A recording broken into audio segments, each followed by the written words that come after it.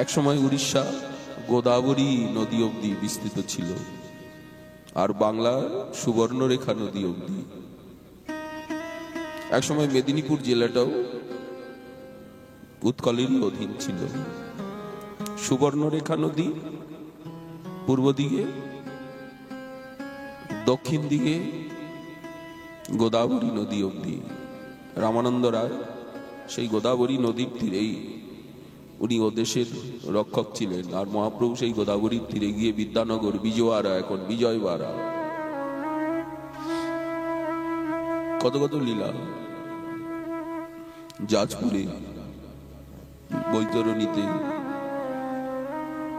গদাধর ভবনে মোহন গোপীনাথ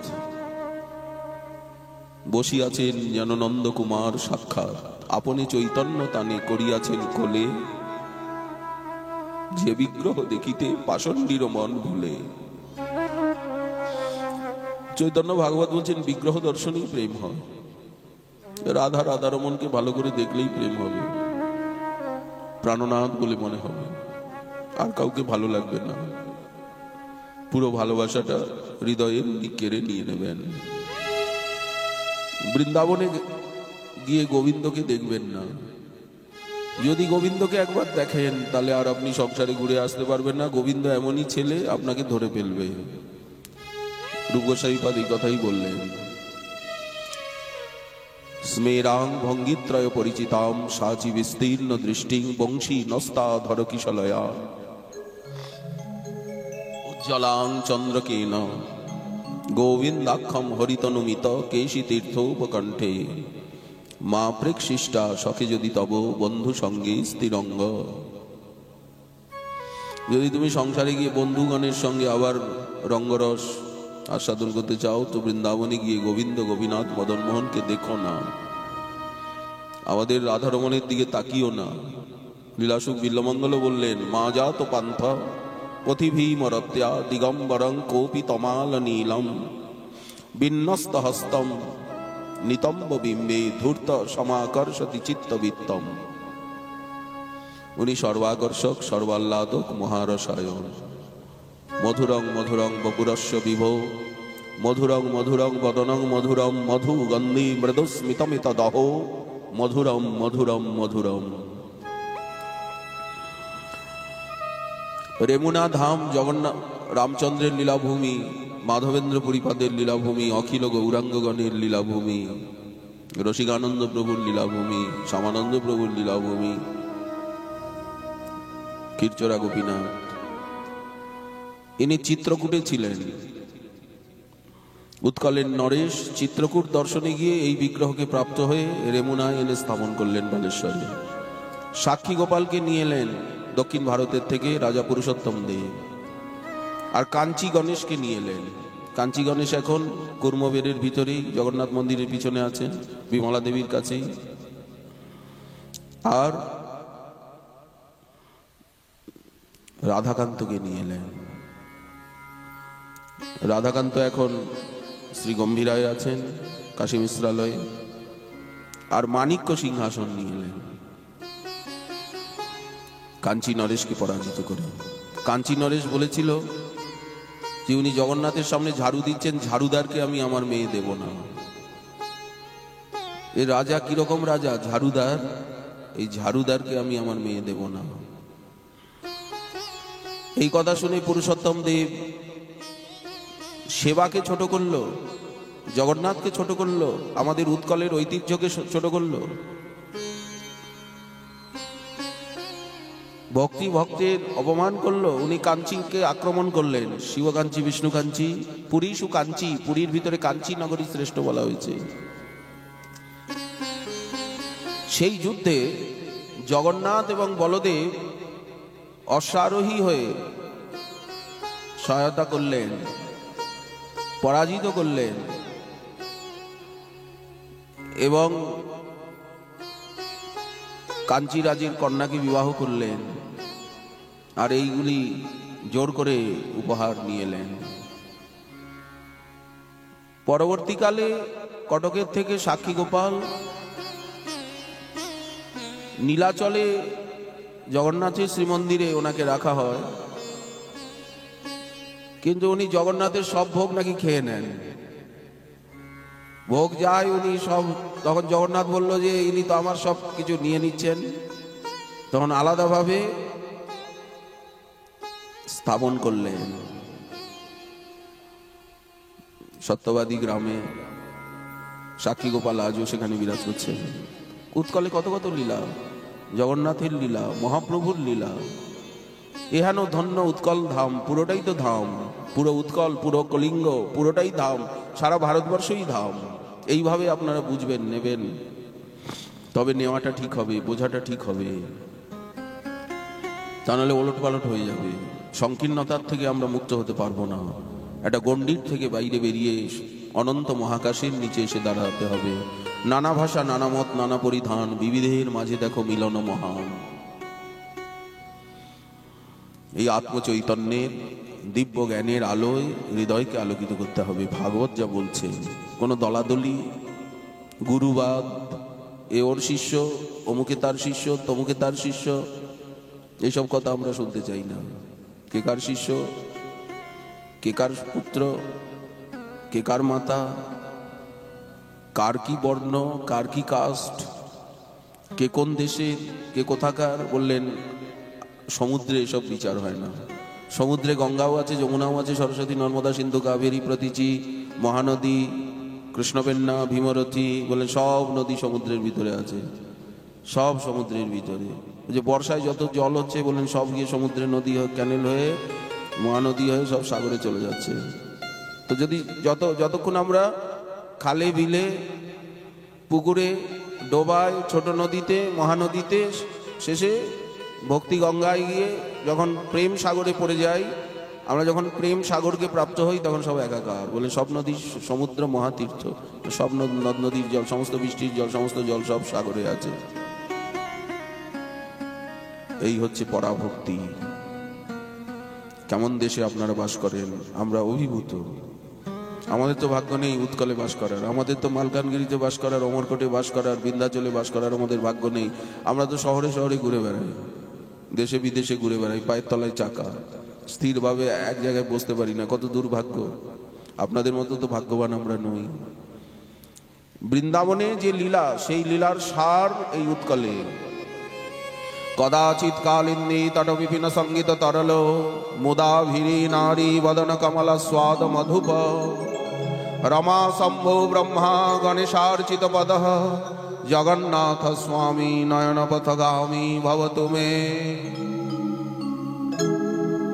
দেখুন মহাপ্রভু কিরকম অনুভব করছেন। জয় জগদীশ হরে।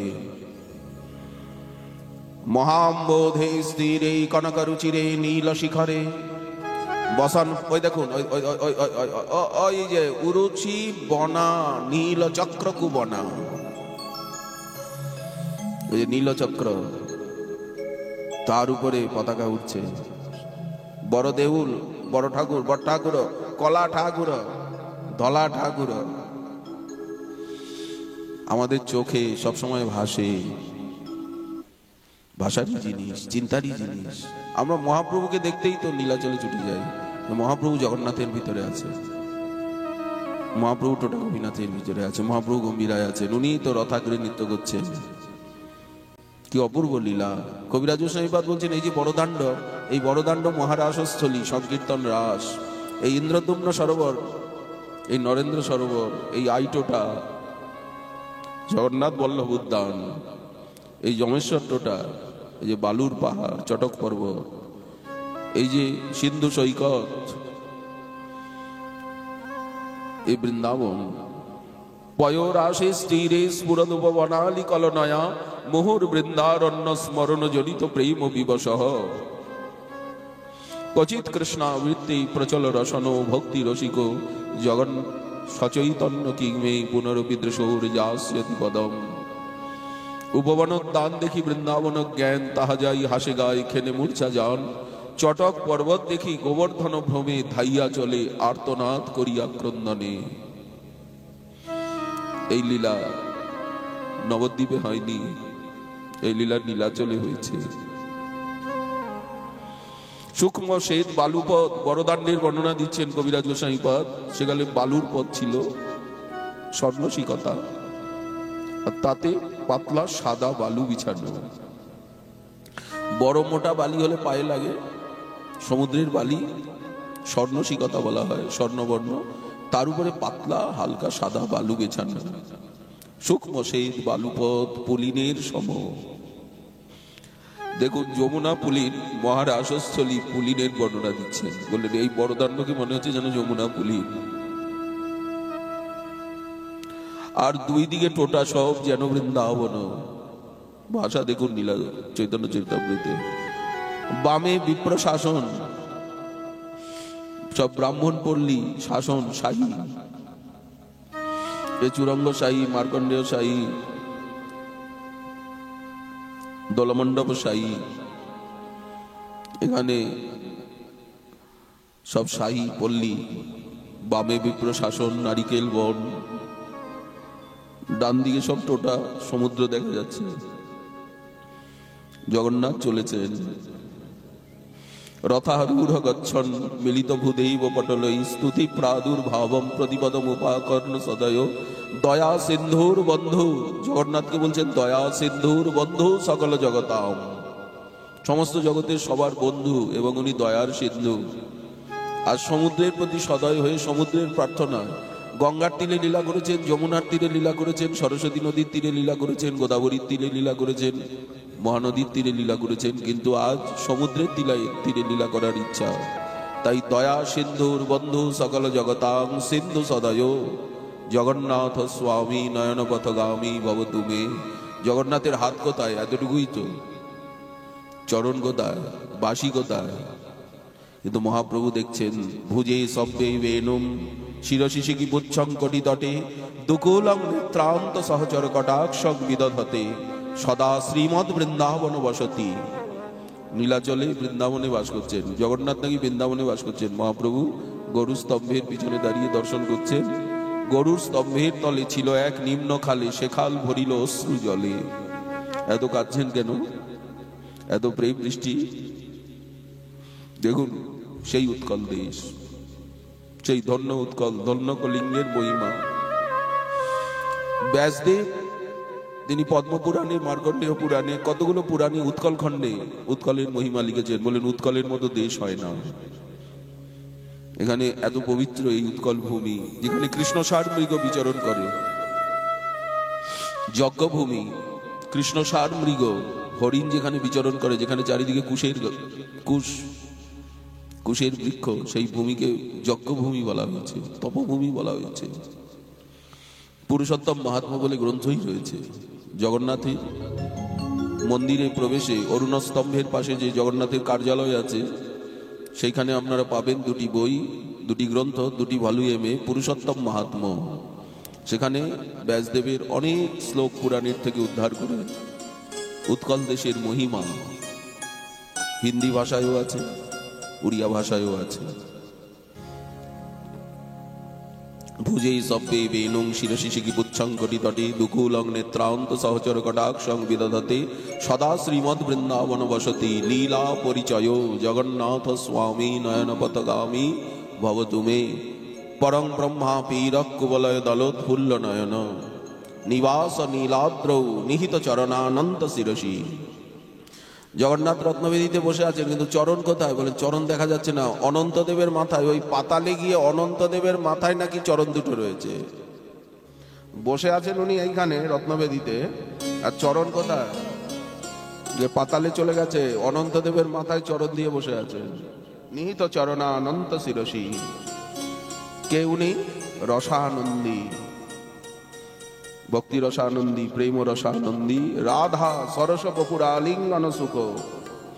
রাধারানীর আলিঙ্গন সুখ অনুভবে দ্বারকানাথ জগন্নাথ হয়ে গেছে। নিকুঞ্জ মন্দিরে রাধারানীকে আলিঙ্গন করে যে আনন্দ, সেই আনন্দের স্মৃতি দ্বারকাতে এসেছে। এবং রোহিণী মায়ের মুখে বৃন্দাবন লীলার কথা শ্রবণ করে দূরের থেকে জগন্নাথ, সুভদ্রা, বলভদ্র এরকম হয়ে গেছেন।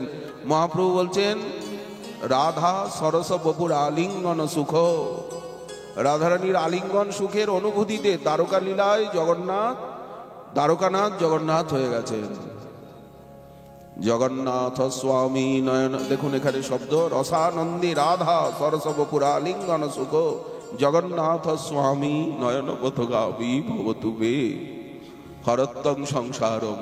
আমার কাপড় চোপড় যা আছে সব টেনে খুলে নাও, মোহ মমতার যা কিছু আছে আমি আমার বলিয়া প্রভু, আর কিছু নাই।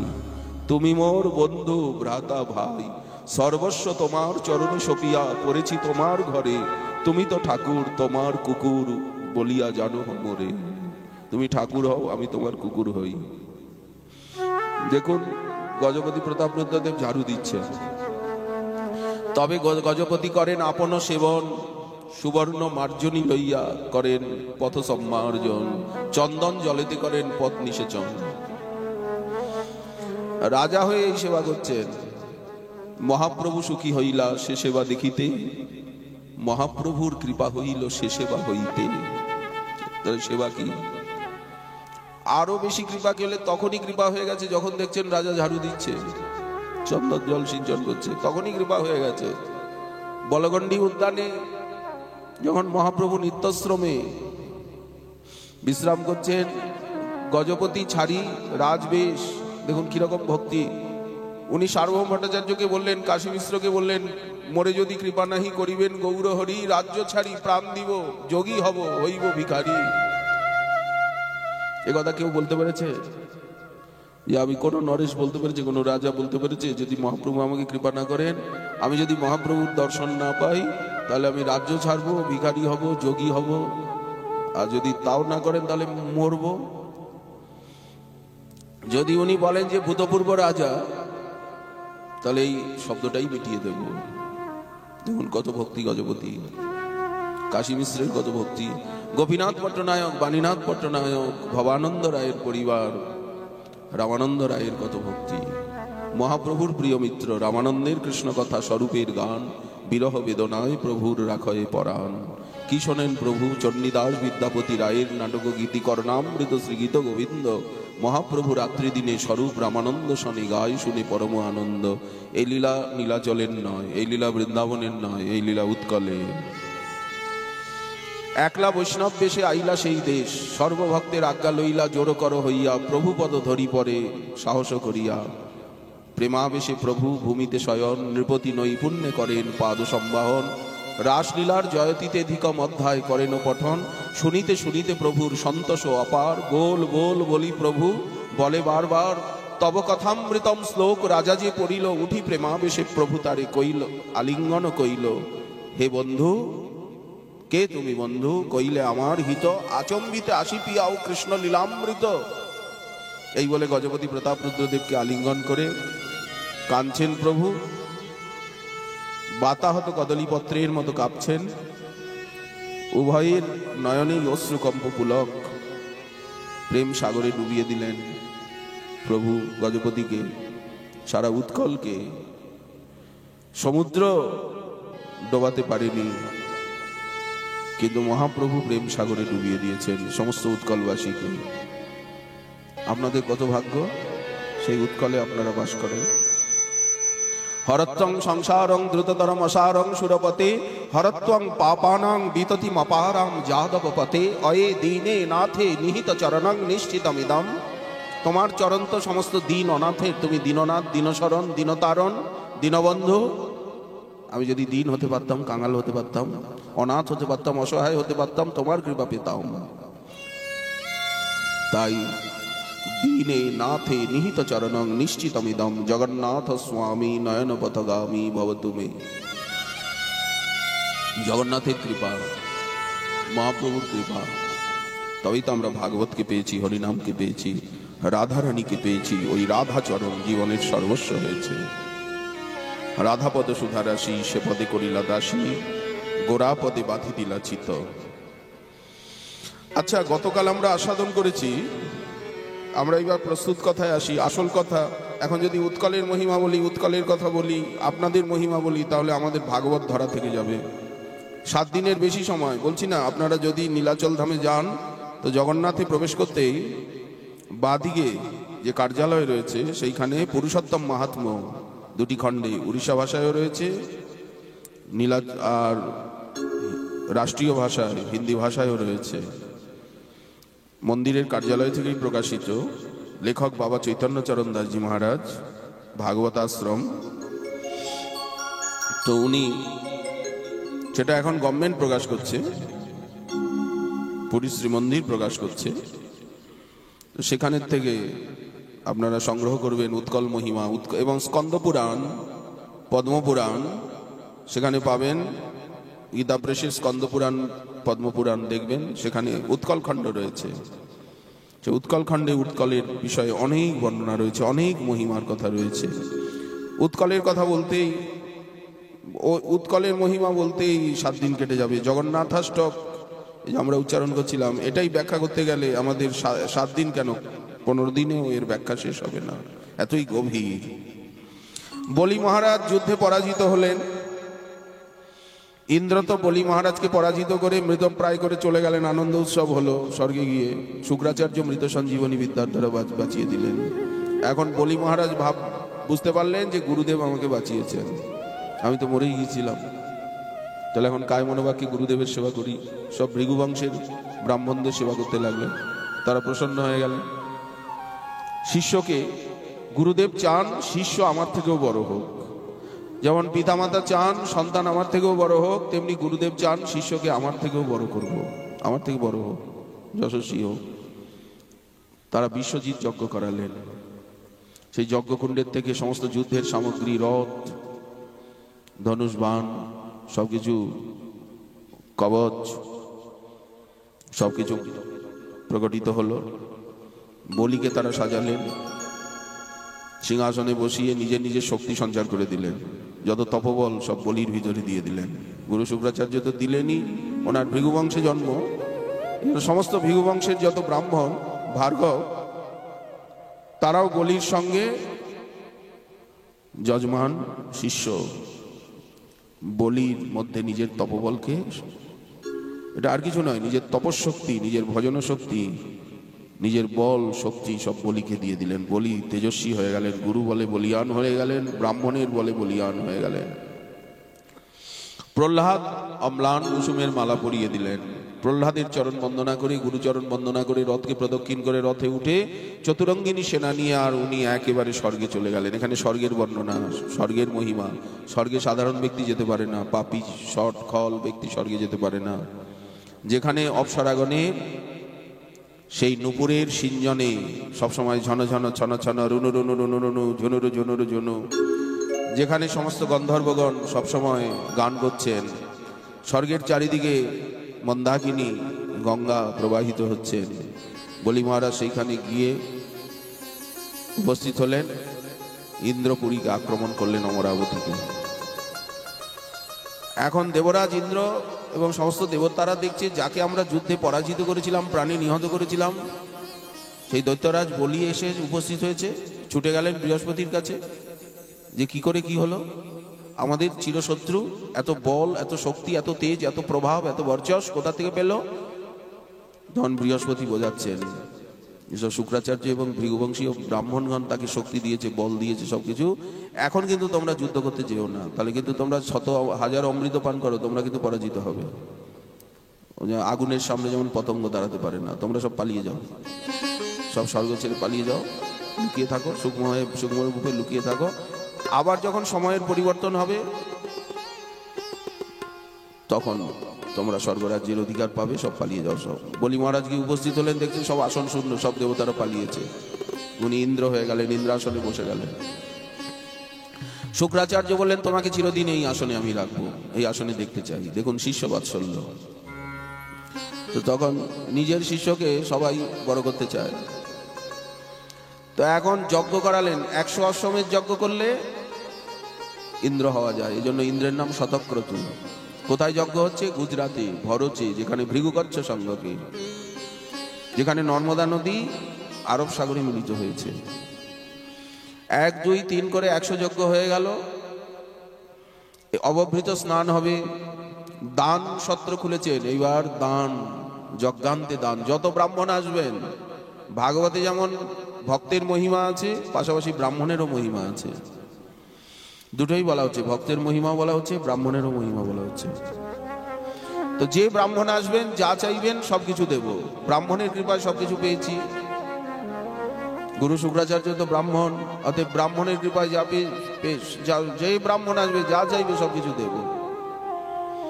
এদিকে দীর্ঘকাল দেবতারা বনে বনে, মাতা অদিতি দেবজননী তিনি বড় দুঃখিনী। মহর্ষি কশ্যপ সমাধিস্থ থাকেন, উনি এসেছেন আশ্রমে, দেখছেন আশ্রমে কোনো শোভা নেই, সজ্জা নেই, ঝাড়ু নেই, বুয়ারি নেই, মলিন পরিবেশ। জিজ্ঞাসা করছেন, অদিতি গো ব্রাহ্মণ সনাতন ধর্ম সব কুশল তো, কোনো অকল্যাণ দুঃসময় আসেনি তো? গো ব্রাহ্মণ সনাতন ধর্মের প্রতি কোনো অনাদর, তোমার ব্রত জপ তপ চলছে তো? অদিতি বললেন, সবই কুশল, কিন্তু আমি অকুশলা, আমি দুঃখিনী, কারণ আমার সন্তানগণকে বিতাড়িত করেছে দিতির পুত্ররা। দিতি দনুর পুত্ররা সব আমাদেরকে বিতাড়িত করে দিয়েছে, আমার সন্তানগণ সব বনে বনে ঘুরে বেড়াচ্ছে, এই জন্য আমি তো মা, পুত্র স্নেহ ব্যাকুল। মহর্ষি কশ্যপ বললেন, দিতির এখনো মায়ামোহ গেল না, এখনো সন্তান সন্তান বলে দিতি অস্থির। শোনো, পিতামহ ব্রহ্মা আমাকে একটা ব্রতের উপদেশ করেছিলেন, পয়ব্রত, ফাল্গুনের শুক্লা দ্বাদশীর থেকে 12 দিন ব্যাপী কেবলমাত্র একটু দুগ্ধ পান করে বিষ্ণু ব্রত। এটি তুমি পারবে ব্রত করতে? এই বিধি, এই নিয়ম, এইভাবে পুজো করতে হবে, এইভাবে ধ্যান করতে হবে, এইভাবে ব্রত করতে হবে, শুধু একটু দুগ্ধ পান করে 12 দিন। তোমাকে এই মন্ত্র দিচ্ছি, এই উপদেশ করছি, এই ব্রতবিধি বলছি, যদি তুমি এই ব্রত ঠিক ঠিক মতো পালন করো তাহলে বিষ্ণু ভগবান তোমার মনোবাঞ্ছা পূর্ণ করবেন। ব্রহ্মা আমাকে এই ব্রতের উপদেশ করেছিলেন। পয়ব্রত করলেন অদিতি, ভগবান দর্শন দিলেন, শঙ্খচক্র গদা পদ্মধারী, ভুজগশয়নম মেঘবর্ণম শুভাঙ্গম লক্ষ্মীকান্তম কমলনয়নং যোগীবীর ধ্যানগম্যম বন্দে বিষ্ণু ভবভয়হরং সর্বলোকৈকনাথম। অদিতি দেবী চরণে প্রণতা হলেন।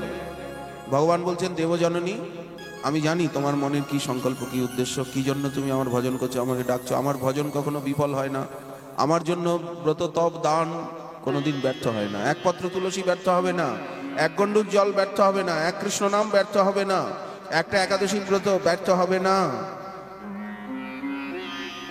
হবে একবার হরিনাম ব্যর্থ হবে, একদিন ভাগবত শ্রবণ ব্যর্থ হবে না, একদিনের ভজন ব্যর্থ হবে না, 1 মিনিটের ভজন ব্যর্থ হবে না, 1 সেকেন্ডের ভজন ব্যর্থ হবে না। এক কৃষ্ণ নামই তো অনন্ত কৃষ্ণ নাম হবে একদিন। একবার প্রণাম করলেই হলো। বলেন 10 অশ্বমেধ যজ্ঞের থেকেও শ্রেষ্ঠ একবার কৃষ্ণ প্রণাম। 10 বার অশ্বমেধ যজ্ঞ করলেও পুনর্জন্ম হয়, কিন্তু একবার কৃষ্ণচরণে প্রণত হলে আর পুনর্জন্ম হয় না। প্রণামের কথা দূরে, একবার যদি বলি, মুখেও বলি, হে কৃষ্ণ আমি হলাম তোমার, মায়াবন্ধ হইতে কৃষ্ণ তারি করেন পা। তাহলে দেখুন ভক্তির আভাসের কত মহিমা, ভক্তির ভজনের কত মহিমা, তা কে বলবে? আভাসের ভক্তির। নারায়ণ বলে ডেকে পুত্রকে কত মহিমান্বিত হলেন অজামিল। আর তাহলে যারা সবসময় নারায়ণ নারায়ণ নারায়ণ নারায়ণ জপ করছে তারা কি পাবে?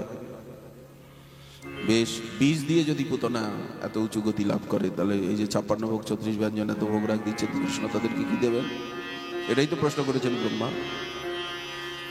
শোনো, এখন তো আমি সাক্ষাৎভাবে কিছু করতে পারবো না, কারণ ব্রাহ্মণগণ গুরু বলে বলিয়ান শুক্রাচার্য, বিপ্র বলে বলিয়ান, আমি তো গুরুদেবের বিপরীতে কিছু করতে পারবো না, গুরু শক্তির বিরুদ্ধে। ভগবান বলছেন গুরু শক্তির সামনে তো আমি কিছু করতে পারবো না, কারণ আমি তো বিধান করেছি যে গুরু শক্তি সর্বোপরি, গুরু বল সর্বোপরি। তবে তুমি আমার আরাধনা করেছো, তোমার উপাসনা ব্যর্থ হবে না। আমি তোমার গর্ভে জন্ম নেব, কিন্তু তুমি এই কথা কারো কাছে প্রকাশ করবে না, কারণ এইসব কথা প্রকাশ করলে শক্তির হ্রাস হয়ে যায়। গোপনে রাখবে, ভজন সাধন গোপনে করবে। আপন ভজন কথা না কহিব যথাতথা, ইহাতে হইব সাবধান। গোপতে সাধিব সিদ্ধি সাধন নবদা ভক্তি, প্রার্থনা করিব দৈন্য সদা। করি হরি সংকীর্তন আনন্দে মগন মন, ইষ্ট লাভ বিনু সব বাধা। নিজেকে হাইলাইট করব না, নিজের ছবি দেব, নিজের নাম বড় সড়ো করে লিখব, অনন্ত শ্রী বিভূষিত অমুক মহারাজা ধীরাজ না। কাঙাল হব, ছোট হব। বড় গাছ হলে তো ভক্তি পাবো না, শাল গাছ সেগুন গাছ হলে ভক্তি পাবো না, পাইন গাছ হলে ভক্তি পাবো না। দুর্বা ঘাস হলে ভক্তি পাবো। মহাপ্রভু বলেন ঘাসের থেকেও ছোট হতে হবে, বৃক্ষের থেকেও সহিষ্ণু হতে হবে। নিজেকে হাইলাইট করব না, আরে জগন্নাথকে হাইলাইট করুন না, মহাপ্রভুকে হাইলাইট করুন, শ্রীকৃষ্ণকে হাইলাইট করুন, রাধারানীকে হাইলাইট করুন। নিজেকে হাইলাইট করছেন কেন? এই জায়গায় তো ভুল হয়ে যাচ্ছে, এই জায়গাটাই তো ভুল হয়ে যাচ্ছে। এই জন্য ভক্তিতে প্রেমেতে বঞ্চিত হয়ে যাচ্ছি। নিজেদের জানি না করি প্রচার আপন কাজের মাঝে, তোমার ইচ্ছা হয় যেন পূর্ণ প্রভু আমারই জীবন মাঝে। এই হচ্ছে ভক্তি। নিজেকে কেন আমাকে সম্মান করবেন কেন? আমাকে প্রণাম করবেন কেন? প্রভুকে প্রণাম করুন, প্রভুকে সম্মান করুন। একমাত্র জগতে প্রণম্য সম্মাননীয় পূজনীয় উনি, উনি গুরু। আমরা কিসের গুরু? আমরা কোথাকার কে? গুরু গুরু নামই তো অধিকারী গুরা, নামই তো অধিকারী গুরা। আমরা কি কেউ? আমরা কি কেউ? আমরা কি কিছু? আমরা কেউ নই। তাহলে কে? কৃষ্ণং বন্দে জগৎগুরু তং সদ্গুরুর নাম। সদ্গুরু, সদ্গুরু একটা শব্দ এসছে না? সদ্গুরুটা কে? সদ্গুরু স্বয়ং শ্রীকৃষ্ণ। এইবার শ্রীকৃষ্ণ, সূর্য কি করে? এখানে একটা আয়না রাখুন, মিরট রাখুন, তো আয়নার ভিতরে সূর্য রিফ্লেক্ট হয় না? তো তেমনি ভক্তের হৃদয়ে কৃষ্ণের সতত বিশ্রাম, ভক্ত চিত্তে ভক্ত গৃহে কৃষ্ণের নিত্য বিলাস, নিত্য অবস্থান। শুদ্ধ ভক্তের চিত্তে কৃষ্ণরূপী সূর্যের একটা রিফ্লেক্ট হচ্ছে, আলো এসে পড়ছে। একটা আয়নায় দেখবেন, এখানে আয়নায় রাখুন, তো আয়নায় সূর্যের আলোটা পড়ে আবার আলোটা এখান থেকে ওখানে চলে যাচ্ছে, তাই তো? কৃষ্ণ শক্তি প্রতিবিম্বিত হয়ে শুদ্ধ ভক্তের আধারে আরেকজনের ভিতরে যাচ্ছে। তাহলে ভক্তি মহারানী মূল, ভক্তি হচ্ছে আলো, প্রেমই হচ্ছে আলো। এখন সেই ভক্তি প্রেম একটা শুদ্ধ, যেমন আয়না না হলে হবে না, আয়না না হলে সূর্যের আলোটা পড়তে পারছে না। যেমন একটা গ্লাস, সেই গ্লাসের উপরে সূর্যের আলো পড়ে কি হচ্ছে? আগুন হয়ে নিচে হাত দিন, কাগজটাকে দগ্ধ করছে। এরকম মোটা গ্লাস আছে না? এটাই হচ্ছে গুরু, ওই আয়নাটাই হচ্ছে গুরু। তাহলে আসলে গুরুকে, আমরা যে গুরু গুরু গুরু গুরু করে গুরু গুরু হয়ে যাই, গুরুকে সূর্য, কৃষ্ণ সূর্য সম, মায়া ঘোর অন্ধকার। ভাগবতী কৃষ্ণকে সদ্গুরু বলা হয়েছে।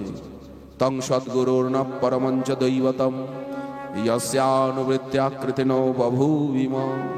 আমরা যদি কৃষ্ণকে গুরু মানি, রাধারানীকে গুরু মানি, জগন্নাথকে গুরু মানি, মহাপ্রভুকে গুরু মানি, তাহলে আমরা আর গুরু গুরু হব না, আমরা এক হয়ে যাব। কৃষ্ণং বন্দে জগৎগুরুম, কৃষ্ণকেই তো জগৎগুরু বলা হয়েছে। জগতের গুরু, সারা ব্রহ্মাণ্ডের গুরু, বিশ্বের গুরু কেউ হতে পারে? গোবিন্দ ছাড়া। গোবিন্দ ব্রহ্মাকে গুরু বানিয়েছে, নারদকে গুরু বানিয়েছে, ব্যাসকে গুরু বানিয়েছে, সকলকে গুরু বানিয়েছে। গোবিন্দ যাকে ওঠাবে ওঠাবে, নামাবে নামাবে, ওনার ইচ্ছা, উনি যা করে করুক। তো যাই হোক, গুরু বলে বলিয়ান, অতএব ওখানে আমি কিছু করতে পারবো না, আমি তোমার গর্ভে জন্ম নেব, তুমি এখন তোমার প্রতিদেবতা কশ্যপের সেবা করো। মহর্ষি কশ্যপ বুঝতে পারলেন যে ভগবান ওনার হৃদয়ে প্রবেশ করেছেন। মহর্ষি কশ্যপ তার চিরসঞ্চিত তপবলকে অদিতির গর্ভে স্থাপন করলেন। গর্ভাধান সংস্কার বলে না, সীমন্তায়ন সংস্কার, গর্ভাধান সংস্কার। গর্ভবতী হলেন অদিতি দেবী, স্বয়ং জগন্নিবাস, অখিল ব্রহ্মাণ্ডপতি, শ্রিয়পতি, যজ্ঞপতি, প্রজাপতি, ধরাপতি, লোকপতির পতির গতিশ্চান্ধক বৃষ্ণি সাত্বতাম। আজ অগতির গতি, সর্বগতি প্রভু অদিতি মায়ের গর্ভে নিবাস করছেন। দেখতে দেখতে শুভ সময় এসে উপস্থিত হলো। ভাদ্র মাস, শুক্লপক্ষ, দ্বাদশী তিথি, তারপরে শ্রবণা নক্ষত্র, মধ্য গগনের রবি, চারিদিকে পুষ্পবৃষ্টি হচ্ছিল, মলয় পবন বহুক মন্দ, দিক সকল উজ্জ্বল হয়েছিল, জলাশয়ে কমলকুল বিকশিত হয়েছিল, চন্দন গন্ধবাহী সমীরণ প্রবাহিত হচ্ছিল, চারিদিকে সুমঙ্গল সুলক্ষণ। ভগবান যখন আবির্ভূত হন, গ্রহ নক্ষত্র তারকা তারা অতিচার বক্রাচারকে ত্যাগ করে সব মঙ্গলময় রূপে অবস্থান করছিল। আকাশ বাতাস, পৃথিবী, জল, অগ্নি, এই যে পঞ্চমহাভূত, এরা পঞ্চায়েত পাঁচজনে মিলে সবকিছু করে। ক্ষিতি অবতেজ মরুদ্ভৌম, তারা সুসজ্জিত হয়েছিল, আনন্দ প্রকাশ করছিল। ব্রাহ্মণগণ বেদ মন্ত্র উচ্চারণ করছিলেন, হবনাদি করছিলেন, শাম গানে ভরে গিয়েছিল। সেই সময় অদিতির গর্ভে থেকে অদিতির কোল আলো করে অদিতি নন্দন রূপে ভগবান আজ ঋষিকুলে বিপ্রকুলে মহর্ষি কশ্যপের পুত্ররূপে খর্বাকার ধারণ করে অবতীর্ণ হলেন। এটাকেই বলা হয় বিজয়া মহাদ্বাদশী। ভাদ্র মাসে বামন দ্বাদশী আসে না, বামনদেবের অভিষেক হয়, সেই শুভ দিন। বলিয়ে শ্রী বামনদেব ভগবান কি, ভক্তবৎসল ভগবান কি, অদিতি নন্দন ভগবান কি, কশ্যপ নন্দন ভগবান কি, ত্রিবিক্রম ভগবান কি। ব্রহ্মা এসে উপস্থিত হলেন, চরাচর গুরু বিশ্বগুরু ব্রহ্মা এসে উপস্থিত হলেন হংসবাহন। ব্রহ্মা তিনি আজ কশ্যপকে অভিনন্দন জানাচ্ছেন। ব্রহ্মার পুত্র মরীচি, মরীচির পুত্র কশ্যপ, আজ কশ্যপের পুত্র রূপে অখিল ব্রহ্মাণ্ডনাথ এসেছেন, মহাবিষ্ণু এসেছেন। ব্রহ্মা স্তুতি করছেন, সমস্ত ঋষিমুনিগণ এসেছেন। এইবার ভগবানের জাতকর্ম সংস্কার হচ্ছে। জন্মালে পরে যে জাতকর্ম সংস্কার, অন্নপ্রাশন আদি, উপনয়ন সংস্কার, দশবিধ সংস্কার রয়েছে না, উপনয়ন সংস্কার হচ্ছে। সবাই উপস্থিত সেই সংস্কারে, সেই উপনয়নে। মাতা অদিতি কৌপিন পরিয়ে দিলেন, চন্দ্রমা দণ্ড দিলেন, কুবের ভিক্ষা পাত্র দিলেন, পৃথিবী মা স্বয়ং পাদুকা দিলেন, সপ্তর্ষি কুশ দিলেন, সরস্বতী দেবী অক্ষমালা দিলেন, স্বয়ং সূর্যদেব ব্রহ্মগায়ত্রী উপদেশ করছেন। বামনদেবের কর্ণে সূর্যদেব ব্রহ্মগায়ত্রী দিচ্ছেন। আকাশ দেবতা ছত্র দিলেন।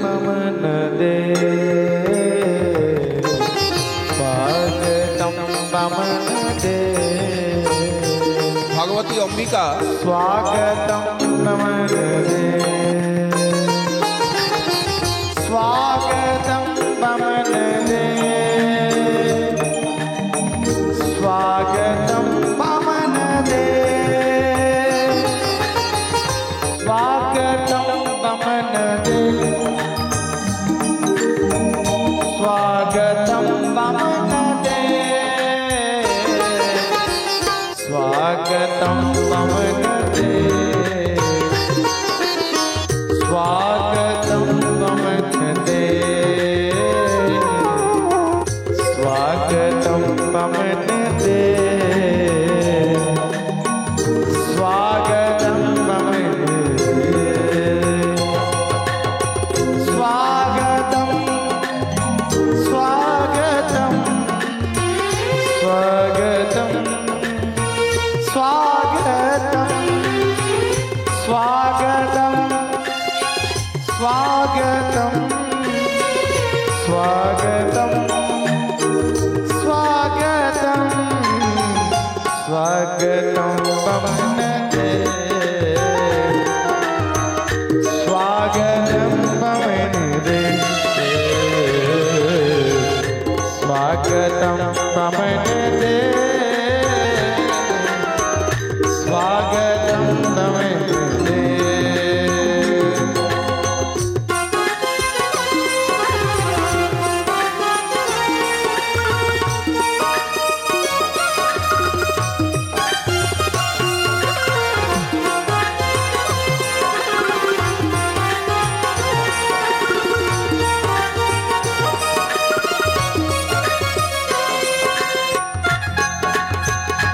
ভগবতী অম্বিকা অন্নপূর্ণা ভগবতী তিনি ভিক্ষা দিচ্ছেন। সমস্ত দেবতা মুনি ঋষি উপস্থিত। দেবকার্য সাধনের জন্যই তো উনি এই রূপ ধারণ করেছেন, অদিতি মায়ের সাধনার ধন। আজ ব্রহ্মার প্রপৌত্র হয়ে প্রভু আবির্ভূত হয়েছেন। উপনয়ন সংস্কারে সংস্কৃত হয়ে স্বয়ং সূর্যদেব ব্রহ্মগায়ত্রী কর্ণে প্রদান করছেন। সবাই নিজ নিজ বস্তু উপহার দিচ্ছেন বামনদেবকে। সোজা গিয়ে উপস্থিত হচ্ছেন কোথায়? গুজরাতে চলে যাচ্ছেন ভৃগুকচ্ছে। যখন যাচ্ছেন না, ভারে নগাং সন্নময়ন পদে পদে। পৃথিবী টকমক করছে, পৃথিবী টলমল করছে, পৃথিবী পুলকিতা। পৃথিবীতেই তো এই লীলা, স্বর্গে তো এই লীলা নয়। ভারতবর্ষে এই লীলা, ভারত ভূখণ্ডে এই লীলা, ভারতেই তো এই লীলা, গুজরাটে এই লীলা। বলি মহারাজের যজ্ঞ সভায় গিয়ে উপস্থিত হলেন। বলি মহারাজ দেখছেন এখন সূর্যদেব আসছেন, কি সনৎ কুমার আসছেন, কি অগ্নিদেব আসছেন, এত উজ্জ্বল, এত জ্যোতির্ময়। উঠে দাঁড়ালেন, বলে সবাই সমস্ত ব্রাহ্মণগণ উঠে দাঁড়িয়েছেন, সবাই উঠে দাঁড়িয়েছেন। বলি মহারাজ এগিয়ে গেলেন অর্ঘ্যপাত্র মস্তকে নিয়ে। আসুন আসুন বিপ্রবর, স্বাগতম সুস্বাগতম। হে ব্রাহ্মণ দেবতা, হে বিপ্রবর, আসুন আসুন আসুন, সুস্বাগতম স্বাগতম স্বাগতম বমন দে, স্বাগতম বমন দে, স্বাগতম বমন দে, স্বাগতম বমন দে। বামন দেবের চরণ ধৌত করে দিচ্ছেন বলি মহারাজ। के चलो रे तो राजा बलि के द्वार, बामन को बेस बनाए के चलो रे तो राजा बलि के द्वार। গোলাপ জুই চামেলির জল দিয়ে, मंडल गले में माला, চন্দন मंडल গোলাপ गले জল, में আতর জল, জুই চামেলির জল দিয়ে ধুয়ে দিচ্ছেন। तिलक लगाए के चलो रे तो राजा बलि के द्वार। ओ মালা চন্দনে বিভূষিত করছেন। देश बनाए के चलो रे तो राजा बलि के द्वार।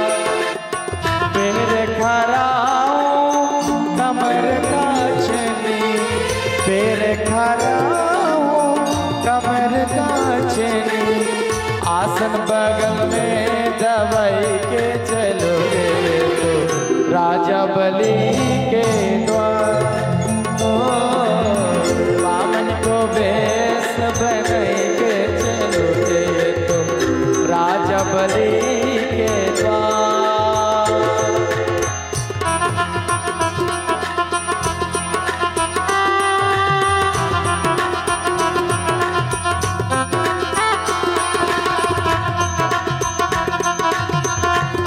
बोलिए बामन के भगवान की, बामन के भगवान की।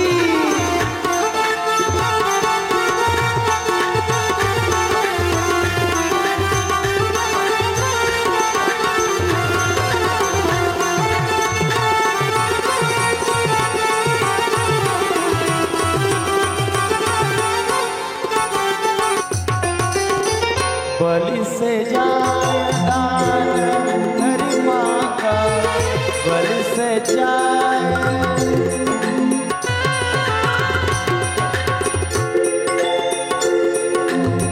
बलि से जाए दान हरि माँ का, रूप विराट दिखाएंगे चलो रे राजा बलि के द्वार। ओ बामन को बेस बनाएंगे चलो रे तो राजा बलि के द्वार। नभ से देव पुष्प बरसावे, नभ से देव पुष्प बरसावे, देख देख के सुख पावे तो राजा बलि के द्वार। ओ बामन को बेस बनाएंगे चलो रे तो राजा बलि के द्वार। ओम जय बामन देव, हरि जय बामन देव।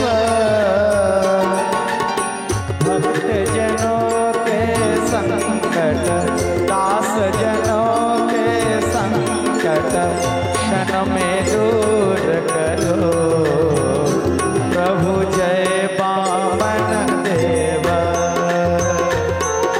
जय बामन देव, प्रभु जय बामन देव। भक्त जनों के संकट दास जनों के संकट क्षण में दूर करो। प्रभु जय वामन देव,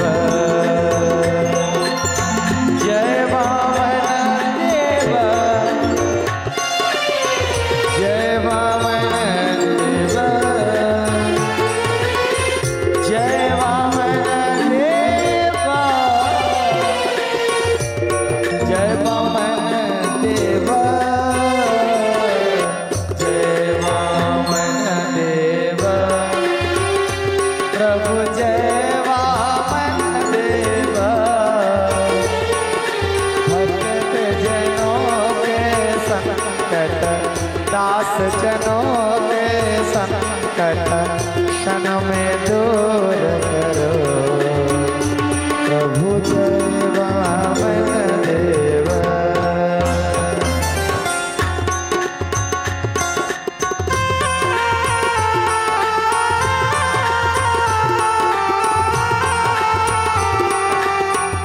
बोलिए वामन देव भगवान की, वामन देव भगवान की जय।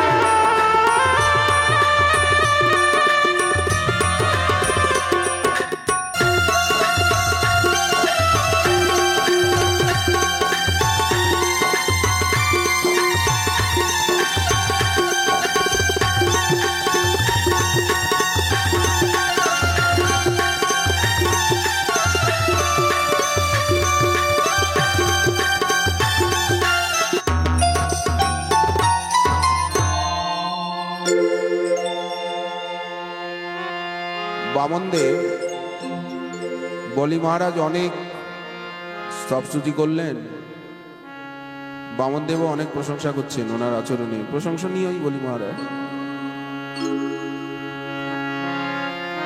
আপনি আমাকে এত প্রশংসা করে, আমার বাপ ঠাকুর দাদার এত প্রশংসা করে, আর এই মাত্র 3 পদ ভূমি চাইছেন, চরণ দেখিয়ে বলছেন 1 2 3, এই তিন পদ ভূমি চাই। বলি মহারাজ হো হো করে হেসে উঠলেন। আপনার কথা খুব পাকা পাকা, খুব মিষ্টি কথা বলেন, কিন্তু আপনার বুদ্ধি পাকেনি। শত হলো তো বালক, 3 পদ ভূমি আমার কাছে এসে আমি আপনাকে একটা দ্বীপ দিতে পারি, পৃথিবীটা পুরো দিতে পারি। বলে না, বেশি নিলে আসক্তি হয়, যতটুকু দরকার ততটুকুই নেওয়া উচিত, বেশি নিলে আসক্তি হবে। তো আপনি কথা মানবেন না? বলে না, আমার বেশি দরকার নেই। সংকল্প করো। তখন শুক্রাচার্য বলে উঠলেন, ওইখানেই শুক্রাচার্য উপস্থিত ছিলেন, হে বিরোচন নন্দন, ইনি ব্রাহ্মণ নন, ব্রাহ্মণের রূপ ধরে এসেছেন। ইনি ব্রহ্মণ্যদেব, ইনি বিষ্ণু যজ্ঞেশ্বর।